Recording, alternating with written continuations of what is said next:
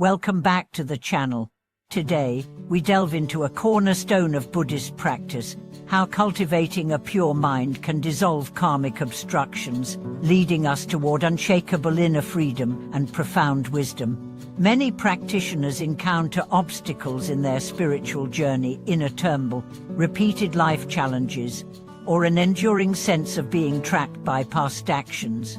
Master's teachings illuminate a path beyond these limitations, showing how a steadfast practice of mind purification not only transforms our present experience, but reshapes the very fabric of our karmic destiny. Throughout countless lifetimes, we accumulate a vast reservoir of karmic seeds, both wholesome and unwholesome. These seeds, once sown through every thought, word, and deed, sprout into the circumstances we encounter. Yet Buddhist wisdom tells us that these karmic imprints need not imprison us indefinitely. By turning the light of awareness inward and cultivating the purity of heart, we can dissolve even the deepest obstructions. Today, we explore how this purification unfolds in practice, how it rewires the mind's habitual patterns, and how it liberates us to live from the boundless freedom and insight that lie at our core. From the first moment we sit in meditation, we confront the turbulence of the mind, restless thoughts, buried anxieties, the echoes of old regrets and untamed desires. These are the raw materials of karmic obstructions, the subtle energies that bind us to the wheel of suffering. Master taught that the key to transforming these patterns is not repression, but careful, compassionate attention. We learn to observe each mental formation, the flicker of anger, the surge of attachment, the sting of jealousy, without judgment or aversion. In this witnessing, we begin to loosen the grip these energies hold over us. Central to this path is the practice of mindful awareness. When we bring unwavering presence to each arising thought or emotion, we discover that these mental phenomena are impermanent and insubstantial, like clouds passing across the sky. With sufficient attention, the mind's habitual reactivity, its leap to anger or clinging to pleasure, gradually subsides. In that space of spacious awareness, the old karmic imprints lose their charge and dissolve, revealing the open clarity that underlies all mental activity. But mindfulness alone is not enough. Master emphasized that ethical conduct lays the groundwork for true purification. When our actions in the world are harmful, driven by greed, hatred, or delusion, we reinforce the karmic patterns that give rise to inner turmoil. By consciously choosing compassion, generosity, and honesty in every encounter, we shift the currents of karma toward healing. Each act of kindness becomes a seed of liberation, counteracting the tendencies of aversion and fear seeded by past unwholesome deeds. Complementing ethical conduct and mindfulness is the practice of heart-centered reflection, often called self-inquiry. In this practice, we turn our contemplative gaze toward the very source of thought and feeling. We ask ourselves, where do these sensations arise? What is the mind's true nature when freed from all content? Master guided students to rest in the awareness itself, the formless ground from which all thoughts and sensations emerge.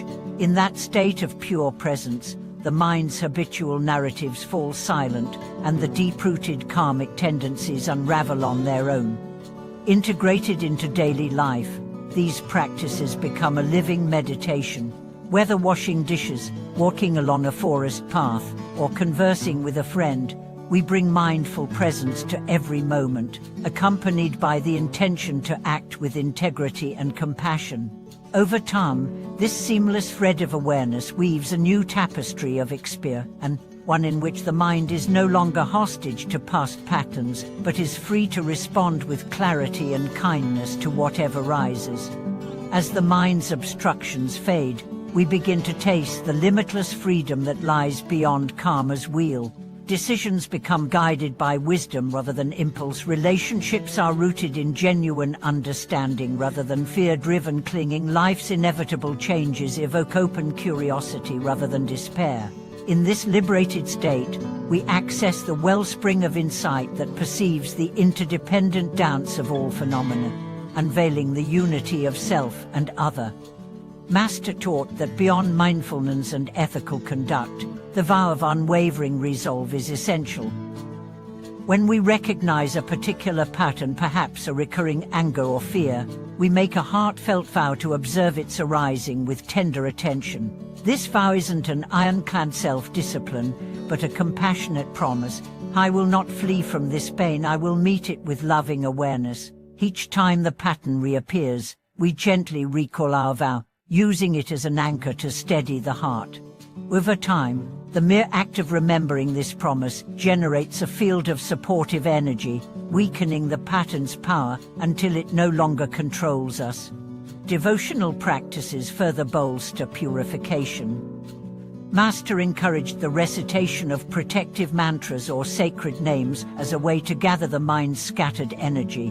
Though the words themselves hold meaning, their true potency lies in the sincerity of the heart. As we recite, we visualize our mind luminous and unstained, each syllable sweeping away traces of old karma. In communal settings, chanting in harmony with fellow practitioners, our individual efforts merge into a collective field of purification, accelerating the release of obstructions that might have taken many lifetimes to accrue. Equally important is the environment we maintain. Master Zuyan emphasized simple, orderly surroundings, clean quarters, fresh air, and natural light to support mental clarity. When our physical space is infused with purity, our minds naturally calm. He advised keeping a small altar with a gentle lamp or incense, not as an object of attachment, but as a living reminder of the clarity we cultivate. Ranging flowers or cleaning common areas with mindful presence transforms routine chores into acts of purification, each sweep of the broom sweeping away not only dust but also subtle karmic debris. Finally, Master's vision of true inner freedom embraced dedication of merit. After every act of meditation, ethical choice, or devotional practice, we consciously dedicate the positive energy generated to the liberation and well-being of all beings. This outward turn of heart prevents the solidity of self-interest from coalescing and plants seeds of collective harmony. In dedicating merit, we reaffirm our interconnectedness and complete the alchemical circle. Cultivated purity ripples outward, enriches the world, and returns as ever-fresh clarity. Through steadfast vows, heartfelt devotion, mindful environments, and the universal dedication of merit, we dismantle karmic obstructions layer by layer. What remains is the boundless essence of awareness, free, luminous, and alive with wisdom. This is the path Master illuminated, a living journey from conditioned patterns back to our truest, most compassionate nature. Thank you for watching this video. May these practices guide you to dissolve every obstacle and awaken the inner freedom and wisdom that are your birthright.